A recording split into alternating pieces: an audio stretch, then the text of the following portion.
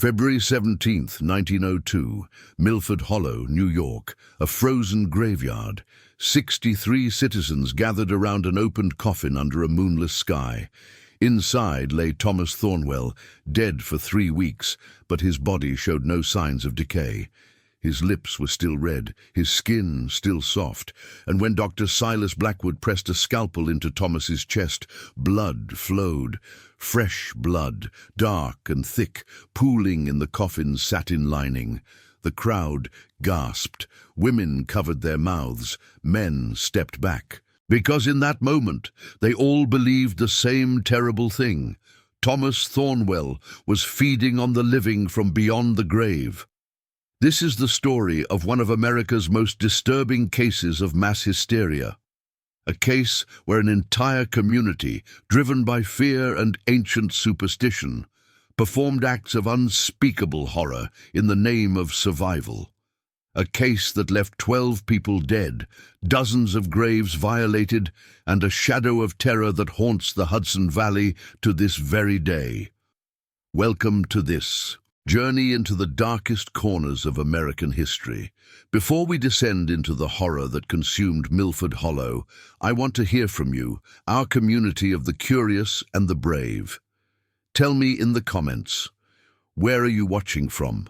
And what time is it right now as you listen to this story? Are you alone in the dark or surrounded by daylight? Let me know. Your presence here matters. Now, let us return to that frozen February night in 1902, the Hudson Valley, New York, a region known for its rolling hills, dense forests, and isolated farming communities. Millford Hollow was one such place, a town of barely 400 souls, nestled between the Catskill Mountains and the Hudson River. In the winter of 1902, this quiet settlement became the epicenter of what newspapers would later call the vampire panic, though most articles were suppressed and the story buried alongside its victims. It began with a death. Thomas Thornwell, 19 years old, son of Edmund Thornwell, one of the town's wealthiest landowners. Thomas died on January 23, 1902, after suffering for 6 weeks from a mysterious wasting illness. His symptoms were documented by Dr. Silas Blackwood in a medical journal that would later be sealed by the New York State Medical Board. Extreme pallor, rapid weight loss, night sweats, bloody cough, and in his final days, a chilling refusal to be touched by sunlight. He would scream when curtains were opened, claiming the light burned his skin. 3 days after Thomas's burial, his sister Catherine, 23 years old, began exhibiting identical symptoms. Within a week, their 16-year-old cousin Abigail fell ill with the same affliction. The Thornwell family was being consumed by something invisible, something relentless, and Catherine, delirious with fever, whispered a confession that would ignite the panic. Thomas comes to me at night. He sits on my chest. He drinks from me. I can feel him growing stronger as I grow weaker. Dr. Blackwood dismissed it as fever dreams. Reverend Josiah Mercer called it spiritual warfare. But Edmund Thornwell, a man who had immigrated from Germany as a child, remembered the old stories. Stories his grandmother told him about the Nachzehrer, the dead who fed on the living, the undead. On February 16th, Catherine Thornwell died. Her final words, witnessed by 3 people, were these: "He is here. Thomas is here. He wants Abigail next." The town erupted. Fear spread faster than any disease. Neighbors locked their doors. Families slept with Bibles under their pillows and garlic hanging from windows. Practices brought from the old countries, from Eastern Europe, from places where such beliefs were not superstition, but survival. And on February 17th, under pressure from desperate families and his own growing dread, Edmund Thornwell made a decision that would damn them all. He ordered his son's grave opened. He demanded the ritual be performed, the same ritual that had been practiced in Diceu, New England, for generations. In cases just like this, they would cut out Thomas Thornwell's heart, burn it to ashes, and make the sick inhale the smoke. Because if Thomas was truly feeding on his family from beyond the grave, this was the only way to stop him. But what they found in that coffin was only the beginning of the horror. To understand what happened in Millford Hollow, we must first understand the time and place in which it occurred. The year 1902 marked a peculiar moment in American history, a collision between the old world and the new. The United States was rapidly industrializing, yet vast rural areas remained isolated, clinging to traditions brought across the ocean by immigrant ancestors. The Hudson Valley was particularly affected by this cultural tension. Cities like New York were embracing electric lights and modern medicine, while communities like Millford Hollow still relied on folk remedies, spiritual healers, and beliefs that predated the Enlightenment. Millford Hollow itself was founded in 1784 by Dutch and German settlers. By 1902, the population had grown to approximately 400 residents, most of whom were farmers, mill workers, or laborers in the nearby quarries. The town had one church, St. Michael's Episcopal, one general store, one schoolhouse, and one physician, Dr. Silas Blackwood, who had arrived from Albany in 1898. The Thornwell family was among Millford Hollow's founding families. Edmund Thornwell owned over 300 acres of farmland and employed a dozen workers.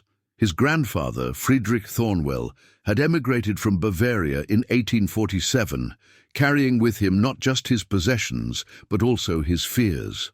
Friedrich's journals, discovered in 1978, reveal his deep belief in the supernatural. He wrote extensively about creatures he called Die Nachtzehrer, the after-devourers, corpses that consumed their burial shrouds and then fed on living relatives, causing them to waste away and die. These beliefs were not unique to the Thornwells. In the late 19th and early 20th centuries, vampire panics had erupted across New England and rural New York.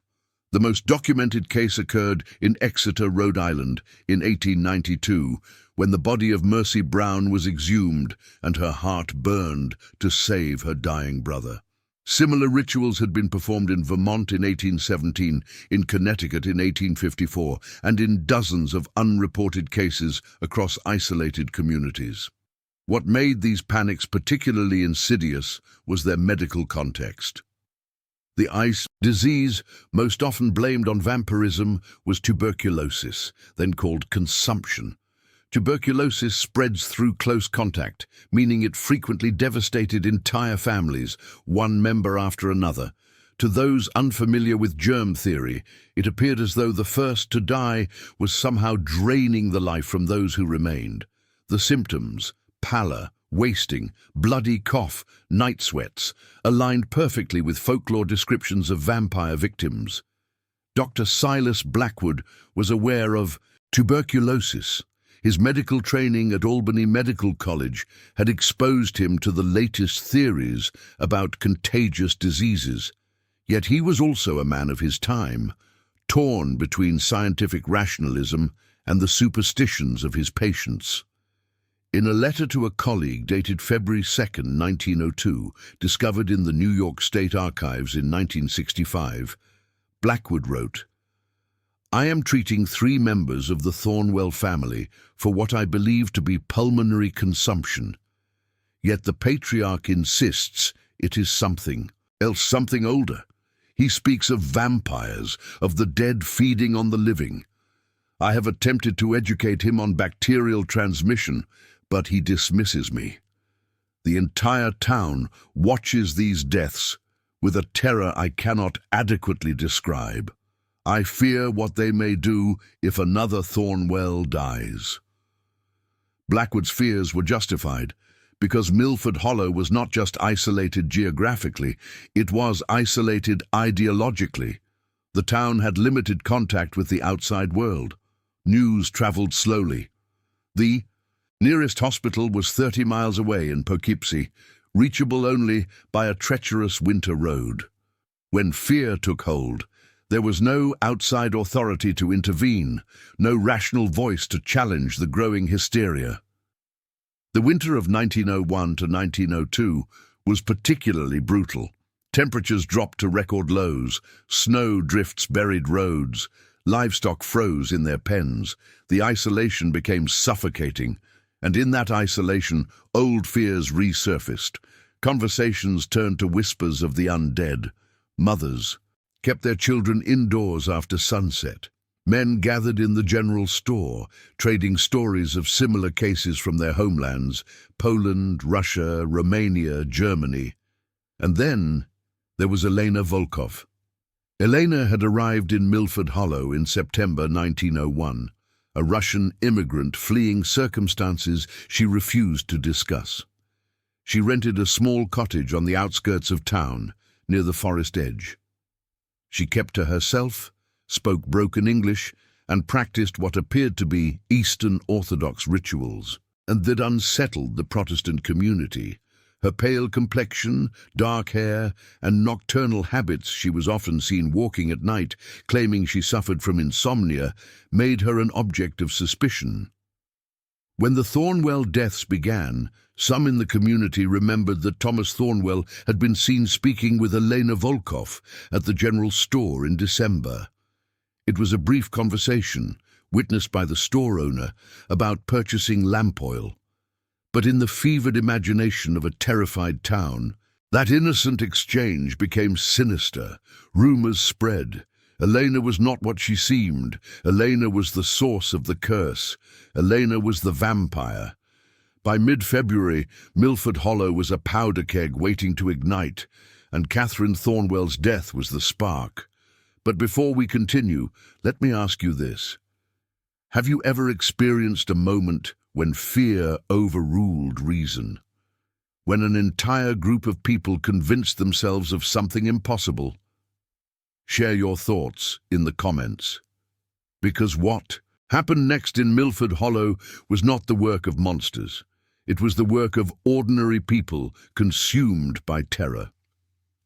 The exhumation of Thomas Thornwell on February 17, 1902, was not a spontaneous act of mob violence. It was a deliberate, methodical ritual, sanctioned by the town's most respected figures and witnessed by over 60 citizens.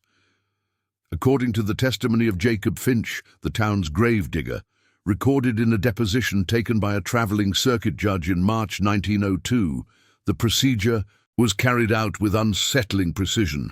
Edmund Thornwell provided the shovels. Reverend Mercer led prayers in German and English. Dr. Blackwood supervised, though his journal entries suggest he did so reluctantly, fearing that refusal would turn the mob's suspicion toward him. The coffin was opened at approximately 8 o'clock in the evening. Witnesses reported that Thomas Thornwell's body appeared unnaturally preserved. His face showed no signs of decomposition. His fingernails and hair seemed to have grown. Most disturbing of all, when Dr. Blackwood made an incision in the chest cavity to remove the heart, blood flowed freely. Not the dark coagulated residue expected from a corpse, but liquid blood. Modern forensic science can explain these phenomena. Bodies buried in winter, especially in frozen ground, can remain preserved for weeks or months. Fingernails and hair do not actually grow after death. Rather, the skin recedes as it dries, creating the illusion of growth. Blood can remain liquid in a corpse if death occurred rapidly and the body was not embalmed. But to the citizens of Millford Hollow in 1902, these were not natural processes. They were proof. Reverend Mercer declared Thomas Thornwell a Nachtzehrer, an undead creature feeding on his family.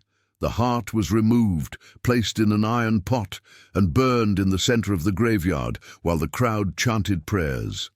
The ashes were collected, mixed with water, and brought to the Thornwell estate where 16-year-old Abigail, now gravely ill, was forced to drink the mixture. The ritual did not save her. Abigail Thornwell died on February 21, 1902, 4 days after her cousin's heart was burned. But her death was different. According to the testimony of the Thornwell family maid, Margaret Sullivan, Abigail's final hours were marked by violent convulsions and a chilling final statement. Margaret reported that Abigail, in a moment of lucidity, whispered, "It was not Thomas. It was never Thomas. It is in the house. It has always been in the house." What did she mean? Margaret could not, or would not, clarify. She left the Thornwell estate the following day and moved to Pennsylvania, refusing to ever speak of the incident again.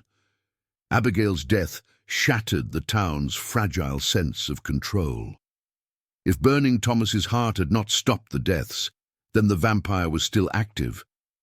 Suspicion intensified. Neighbors accused neighbors.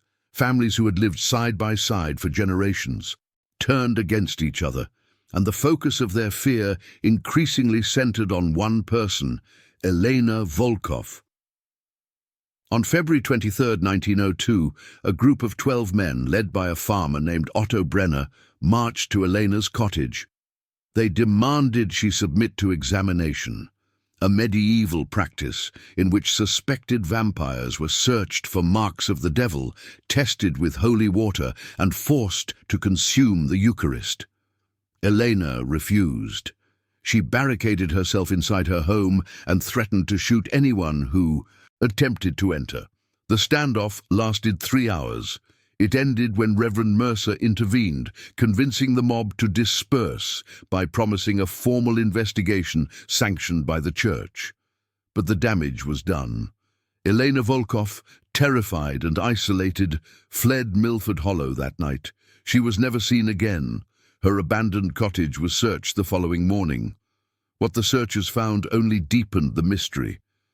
Inside Elena's home, investigators discovered a locked trunk containing strange items: dried herbs labeled in Russian, glass vials of dark liquid, a leather-bound journal written in Cyrillic, and, most disturbing, a collection of human teeth, 23 teeth, wrapped in cloth and preserved in small wooden boxes. Dr. Blackwood, who participated in the search, noted in his journal, "The teeth appear to be molars, extracted post-mortem based on the lack of root blood." Miss Volkov's journal, which I cannot read, contains detailed anatomical drawings. I do not know what to make of this. Is she a student of medicine, a practitioner of dark arts, or simply a victim of our collective madness? The journal was sent to a Russian translator in New York City. The translation, returned on March 15, 1902, revealed that Elena Volkov was not a vampire. She was a survivor of one. According to her writings, her family in the Ural Mountains had been decimated by a vampire panic similar to the one now consuming Millford Hollow. Her father and 2 brothers had been exhumed and mutilated by their own neighbors. Elena, trained as a midwife and folk healer, had fled Russia with what remained of her medical supplies and the teeth of her murdered family, kept as a memento of those she had lost. The teeth were not evidence of vampirism. They were evidence of grief. But by the time this translation reached Millford Hollow, Elena Volkov was long gone, and the town had already moved on to its next target, because in early March 1902, 2 more people fell ill with the wasting disease. Sarah Brenner, wife of Otto Brenner, and their 12-year-old son Klaus. Otto Brenner, the same man who had led the mob to Elena's cottage, now faced the horror he had helped inflict on others. Desperate and guilt-ridden, he demanded another exhumation, this time of Catherine Thornwell, who had been buried beside her brother. On March 8, 1902, Catherine's coffin was opened. Her body, like Thomas's, appeared disturbingly well preserved. Her heart was removed and burned. Her ashes were administered to Sarah and Klaus. Neither survived. Sarah died on March 12th. Klaus died on March 14th. And with their deaths, the town of Millford Hollow descended into complete chaos. Tell us in the comments what you think is happening so far. Is this truly a case of vampirism? A contagious disease misunderstood by a superstitious community? Or something else entirely? Something darker? something hidden beneath the surface of this quiet town. By mid-March 1902, Millford Hollow had become a town, possessed by fear. 7 people were dead. Dozens more reported symptoms they believed to be the early stages of the vampire curse: fatigue, pale skin, vivid nightmares of the deceased. Dr. Blackwood's medical practice was overwhelmed. Reverend Mercer held prayer vigils every night, and Edmund Thornwell, having lost his son, daughter, and niece, locked himself in his estate, refusing to see anyone. On March 17th, a traveling physician named Dr. Harold Whitmore arrived in Millford Hollow from Albany, sent by the New York State Medical Board to investigate reports of a tuberculosis outbreak. What he found horrified him. In a report submitted to the state on March 30th, 1902, a document that remained classified until 1983, Dr. Whitmore wrote, "I arrived in Millford Hollow expecting to treat a bacterial outbreak. Instead, I found a community in the grip of mass psychosis. They have exhumed 3 bodies, mutilated the corpses, and administered human ash to the sick as a supposed cure. When I attempted to explain germ theory and the contagious nature of pulmonary tuberculosis, I was met with hostility. They believe they are combating vampires. They have abandoned reason entirely." Dr. Whitmore's presence did little to calm the situation. In fact, it escalated it, because on March 18th, the day after his arrival, something happened that even he could not easily explain. A gravedigger named Samuel Worth, who had participated in all 3 exhumations, reported a disturbing discovery. While digging a grave for Klaus Brenner, Samuel's shovel struck something hard, approximately 4 feet below the frost line. Excavating further, he uncovered a sealed stone chamber, a structure that appeared to predate the cemetery itself. Samuel immediately reported his finding to Reverend Mercer, who organized a group to investigate. What they found inside that chamber became the darkest secret of Millford Hollow. The stone chamber measured approximately 8 feet by 8 feet. Its walls were lined with crude symbols carved into the rock, symbols that Reverend Mercer initially identified as pagan, possibly pre-Christian. Inside the chamber were the skeletal remains of at least 5 individuals, arranged in a circular pattern around a central stone altar. But it was what lay on the altar that froze the blood of every man present: a leather-bound book, perfectly preserved, and a collection of glass vials containing a dark, viscous substance that resembled dried blood. The book, written in a mixture of German, Latin, and unknown symbols, appeared to be a ritual guide. Dr. Whitmore, who examined it alongside Reverend Mercer, later described it as a manual for achieving immortality through the consumption of human vital essence. The text provided detailed instructions for a ritual involving bloodletting, consumption of specific organs, and burial in consecrated ground, followed by exhumation at precise lunar intervals. The implications were staggering. This chamber had been built deliberately, the ritual had been performed, and based on the deterioration of the bones, it had been performed sometime in the late 18th or early 19th century, possibly by the town's original founders. Reverend Mercer, shaken to his core, confided in Dr. Whitmore that the founding families of Millford Hollow, including the Thornwells, had all emigrated from the same region of Bavaria, an area known for its vampire folklore and history of necromantic practices. He began to suspect that the current vampire panic was not spontaneous superstition, but rather the resurgence of something older, something brought to America and practiced in secret. On March 20th, 1902, Reverend Mercer made a fateful decision. He would confront Edmund Thornwell directly and demand to know if his family had knowledge of this chamber, these rituals, and these deaths. He never returned from that meeting. On the morning of March 21st, 1902, Reverend Josiah Mercer's horse was found wandering near the Thornwell estate, still saddled but riderless. A search party was organized. Dr. Whitmore, Dr. Blackwood, and 12 townsmen approached the Thornwell Manor, a 3-story Victorian structure that had stood since 1802. They found the front door unlocked. Inside, the house was silent. Furniture was overturned. Windows were draped with heavy black cloth blocking all sunlight. And in the main parlour, they found Edmund Thornwell, dead, hanging from a ceiling beam. A suicide note lay on the floor. Beneath him, the note, preserved in the New York State Archives, reads as follows: "I have sinned against God and man.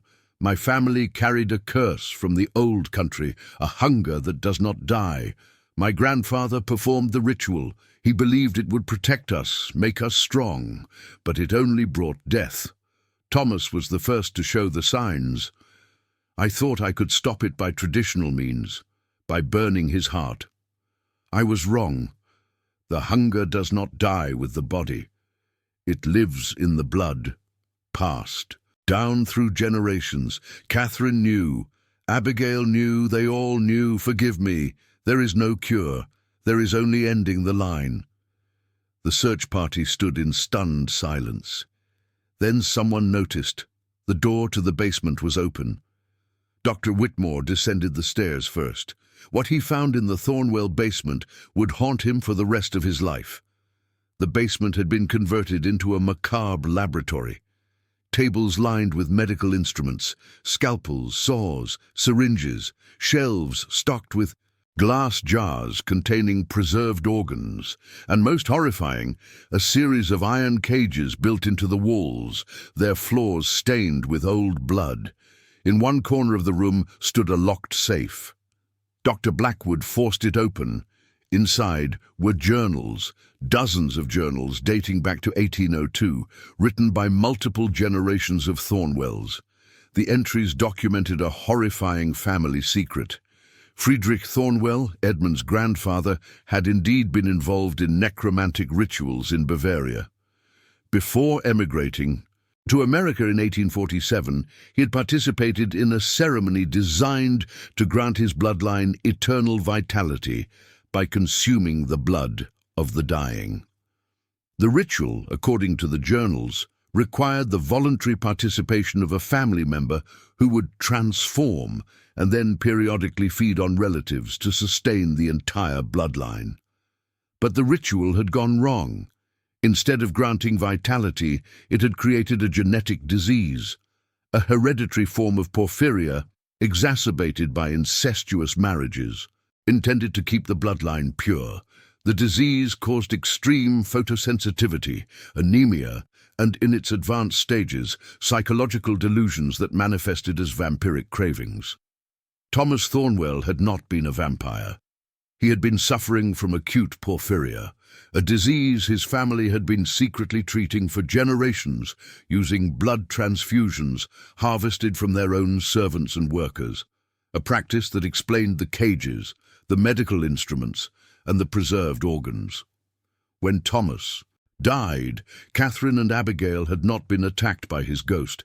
They had simply inherited the same genetic disease, and the exhumations, the heart-burnings, the ash consumption, all of it had been a tragic misunderstanding that allowed the real killer to continue spreading. Tuberculosis, which had infected the Thornwell household through their shared living space and was now spreading through Millford Hollow unchecked. Dr. Whitmore immediately quarantined the town and ordered the Thornwell estate sealed. He confiscated all journals and evidence, which were later classified by the New York State government to prevent mass hysteria. But the horror was not over.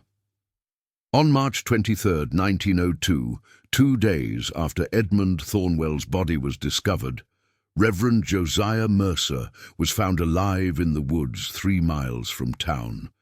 He was delirious, frostbitten, and clutching the ritual book from the hidden chamber. When Dr. Whitmore attempted to take the book from him, Mercer became violent, screaming that he had seen the truth and that they are all still here watching from the shadows. Mercer was sedated and transported to a psychiatric facility in Albany, where he remained until his death in 1917. His final recorded words, spoken to a nurse the day before he died, were, "The chamber was not a grave, it was a nursery." No one ever determined what he meant. For 76 years, the events of 1902 were buried alongside their victims. The New York state government sealed all records related to the Millford Hollow incident. Dr. Harold Whitmore's report was classified. The Thornwell estate was purchased by the state and demolished in 1905. The town itself slowly declined, and by 1950, Millford Hollow had been absorbed into the neighboring municipality of Rhinebeck, its original name erased from most maps, but fragments of the truth continued to surface. In 1954, a construction crew working on a new highway through the former Thornwell property unearthed a sealed metal box buried 6 feet below the foundation of the demolished estate. Inside were 23 glass vials, each labeled with a name and date. The names matched known residents of Millford Hollow who had died between 1880 and 1902.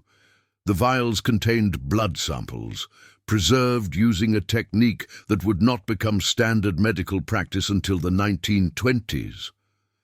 The discovery raised disturbing questions. Had the Thornwells been collecting blood samples from townspeople for decades? For what purpose? And who had possessed the advanced medical knowledge to preserve blood in 1880? The vials were turned over to the New York State Police, who sent them for analysis. The results, obtained in 1955, showed that many of the blood samples contained high levels of arsenic, a poison commonly found in rat poison, wallpaper dye, and patent medicines of the era.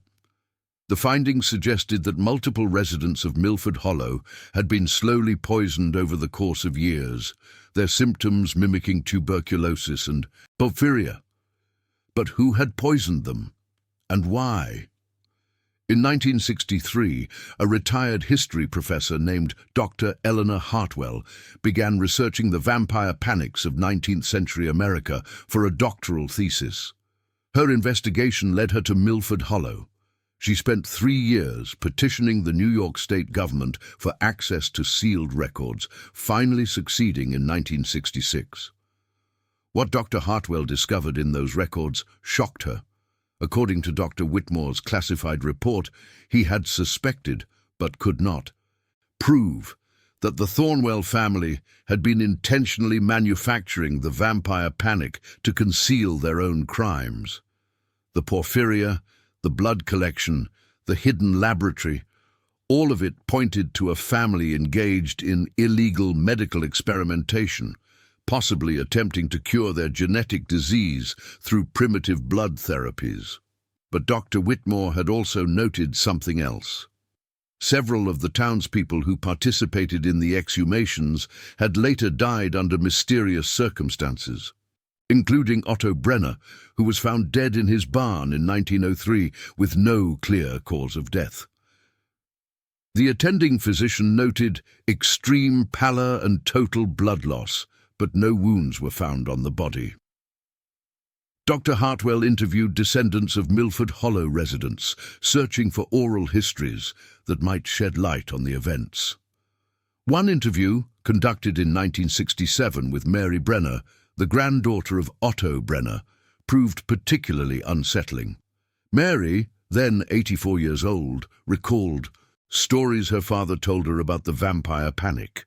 According to him, Otto Brenner had confessed on his deathbed that he and several other men had not been searching for vampires in 1902. They had been covering up a series of murders. Mary's father claimed that a secret society within Millford Hollow, comprised of the town's founding families, had been sacrificing outsiders and immigrants for ritualistic purposes, and that the vampire panic had been engineered to deflect attention from their activities. When pressed for evidence, Mary produced a single item, a photograph dated 1901, showing 12 men standing in front of St. Michael's Episcopal Church. Among them were Edmund Thornwell, Otto Brenner, Reverend Mercer, and Dr. Silas Blackwood. All were wearing identical medallions around their necks, medallions bearing the same symbols found carved in the hidden stone chamber. Dr. Hartwell attempted to trace the origins of these medallions, but found no records. The men in the photograph were all deceased. The church had burned down in 1910, destroying any documents that might have been stored there. The trail went cold. In 1978, the final piece of the puzzle emerged, though it raised more questions than it answered.